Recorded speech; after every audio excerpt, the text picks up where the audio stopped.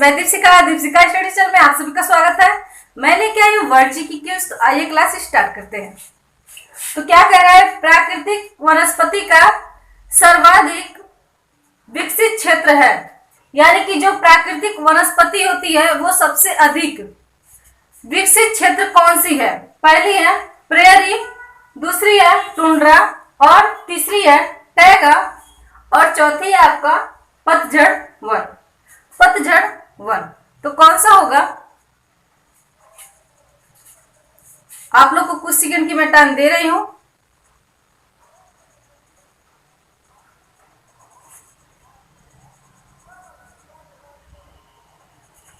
आप लोग सोच के बताइए।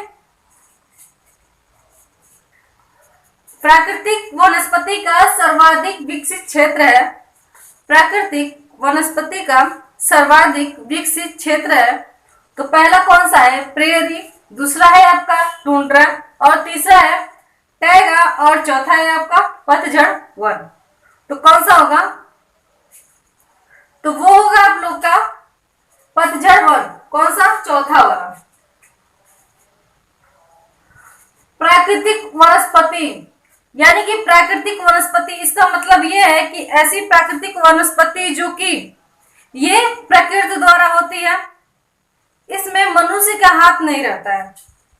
और अगर इस वनस्पति को जो भी ऊर्जा चाहिए वो भी सब प्रकृति द्वारा ही मिलता है, उसमें मनुष्य की आवश्यकता नहीं होती, क्योंकि इसे मनुष्य नहीं बनाता है। जो वनस्पति होती है उसे मनुष्य नहीं बनाता है, ये प्राकृतिक होती है।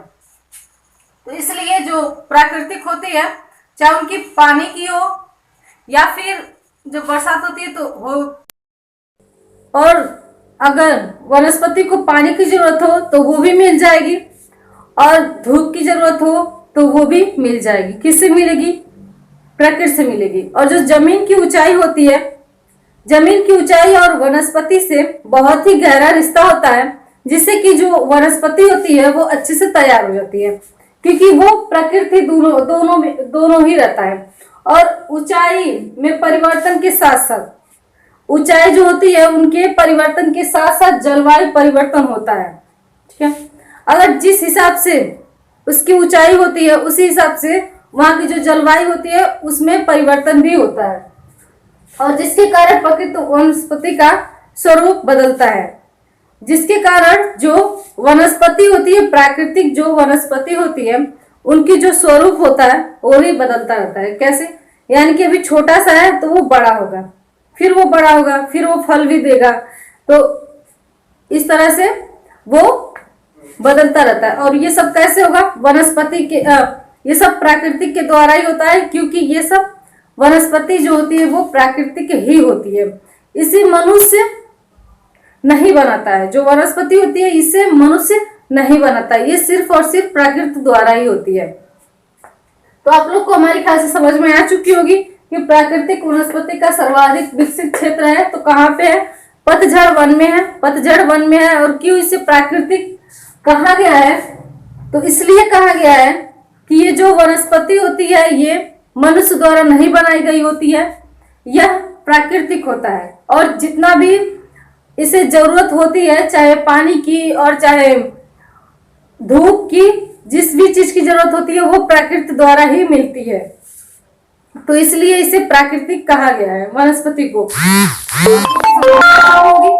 अगर हमारी क्लास आप लोग को अच्छी लगी हो तो प्लीज शेयर जरूर कीजिएगा ज्यादा से ज्यादा, और अच्छी लगी हो तो लाइक कर दीजिएगा। साथ में सब्सक्राइब नहीं किए होंगे तो जो लाल कलर की है नीचे, उसे आप लोग काला कर दीजिएगा, रेड से ब्लैक कर दीजिएगा। और ठीक है, और कमेंट करके आप लोग जरूर बताइएगा कि आज की क्लास आप लोग को कैसा लगा है। यहाँ से आप लोग को मिली हुई ये जानकारी कि पहले से आ रही थी, तो पहले से आ ही रही होगी, क्योंकि ये तो सब लोग जानते हैं, लेकिन फिर भी हम सोचे कि ये वीडियोस डाल दें। तो ठीक है, बाय।